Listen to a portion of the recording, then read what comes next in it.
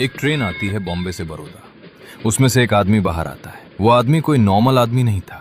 वो था बड़ौदा के राजा सयाजी राव गायकवाड़ थर्ड का एक सिविल सर्वेंट। उन्हें लगा उतरते ही कि कोई लेने आएगा, परंतु उन्होंने आसपास नजर घुमाई। कोई लेने नहीं आया था। पर ऐसा क्यों? क्योंकि उनका समाज पिछड़ा हुआ था। वो सिविल सर्वेंट और कोई नहीं, डॉक्टर B.R. अम्बेडकर थे। Doctor B.R. अम्बेडकर के बारे में तो आप सब जानते हो कि उन्होंने अपनी जिंदगी में कितना संघर्ष किया। जब वो 10वीं कक्षा में आए तो उनके एक अध्यापक थे, कृष्णाजी भाऊराव किर्लोस्कर। उन्होंने उस बच्चे भीमराव को एक छोटी सी पुस्तक भेंट की जो भगवान बुद्ध की जीवनी थी। अम्बेडकर भी कहते हैं कि वे उस पुस्तक और अपने अध्यापक को जिंदगी भर नहीं भूल सकते।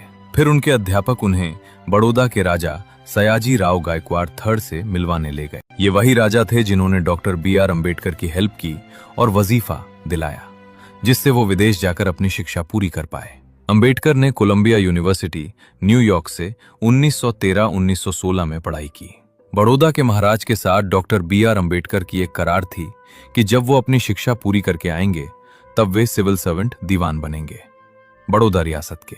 तो चलिए अब उस समय में वापस चलते हैं जब B.R. अम्बेडकर अपनी शिक्षा पूरी करके बड़ौदा वापस आए।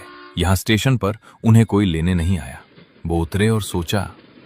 उन्हें पता था कि हिंदू समाज की धर्मशाला में नहीं रुक सकते क्योंकि वो अछूत माने जाते थे। काफी भटकने के बाद एक पारसी धर्म की धर्मशाला मिली, क्योंकि उन्हें पता था कि पारसी धर्म में जाति व्यवस्था नहीं थी। लेकिन दिक्कत ये थी कि वो पारसी नहीं थे। उस धर्मशाला के केयरटेकर ने उन्हें कहा, तुम यहाँ पर कोई पारसी नाम लिख दो, बाकी मैं सब मैनेज कर लूंगा, क्योंकि वो धर्मशाला काफी समय से खाली पड़ी थी। कुछ दिन रहे। 10-11 दिन बाद कुछ पारसी लोग हथियार लेकर उनके रूम की ओर बढ़े। उन्होंने कहा, ये कौन अछूत आदमी है? हमारी धर्मशाला में कैसे आ गया? तुमने हमारी धर्मशाला खराब कर दी। तब अम्बेडकर ने कहा, आपके धर्म में तो जातिवाद है ही नहीं। वो लोग कहने लगे, हमें नहीं पता, चलो यहां से। तब डॉक्टर अम्बेडकर वहां से चले जाते हैं। ये घटना उन्होंने अपनी आत्मकथात्मक लेख वेटिंग फॉर अ वीजा में लिखी है। Then doctor B.R. अम्बेडकर को शाम तक का टाइम मिला कि कमरा खाली कर दो। तो उन्होंने महाराजा के सचिव से बात की, मुझे रहने को घर कब मिलेगा? मुझे शाम तक छोड़ना है।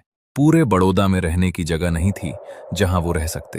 अंतिम उपाय के रूप में काफी दुख के बाद उन्होंने अपने 2 दोस्तों से बात की, एक हिंदू और एक ईसाई। पहले उन्होंने अपने हिंदू दोस्त से बात की, मुझे ये प्रॉब्लम है, मुझे रहने को नहीं मिल रहा, क्या मैं तुम्हारे साथ रह सकता हूँ? उस दोस्त ने कुछ समय सोचकर जवाब दिया, मुझे कोई दिक्कत नहीं है, परंतु मेरे घर काम करने वाले सारे लोग काम छोड़ देंगे, इसलिए मैं तुम्हें अपने साथ नहीं रख सकता। फिर उन्होंने अपने ईसाई दोस्त से बात की, ये सोचकर कि ईसाइयों में तो यह प्रथा नहीं होती, परंतु उस ईसाई दोस्त ने जवाब दिया, मेरी कुछ पीढ़ी पहले हम हिंदू थे तो हमारे घर में वही रीति रिवाज है, तो थोड़ी दिक्कत हो जाएगी। तब B.R. अम्बेडकर ने अपनी आत्मकथा वेटिंग फॉर अ वीजा में लिखा, जो हिंदू और पारसी के लिए अछूत है वो हर धर्म के लिए अछूत है। जो हिंदू समाज में अछूत है वो पारसी के लिए भी अछूत है और ईसाइयों के लिए भी अछूत है।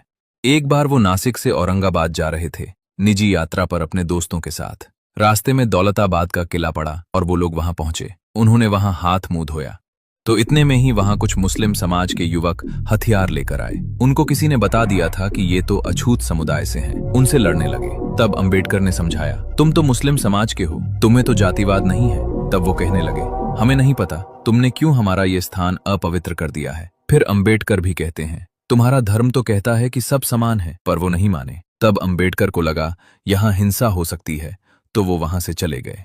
तो डॉक्टर B.R. अम्बेडकर ने लिखा, जो हिंदू, पारसी और ईसाई के लिए अछूत है वो मुसलमानों के लिए भी अछूत है। सोचिए, एक ऐसा व्यक्ति जो विदेश में पढ़कर लौटा, जो बड़ौदा के राजा का सिविल सर्वेंट बन चुका था, फिर भी उसके समुदाय को हर समाज अपमानित करता था। इसके बावजूद वे लगातार प्रयास करते रहे कि उनके समाज को सम्मान और स्वीकार्यता मिले।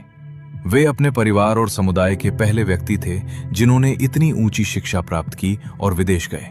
वे चाहते तो विदेश में सम्मानपूर्वक जीवन बिता सकते थे, लेकिन उन्होंने निर्णय लिया कि वे अपना जीवन अपने देश और अपने समाज के लिए समर्पित करेंगे।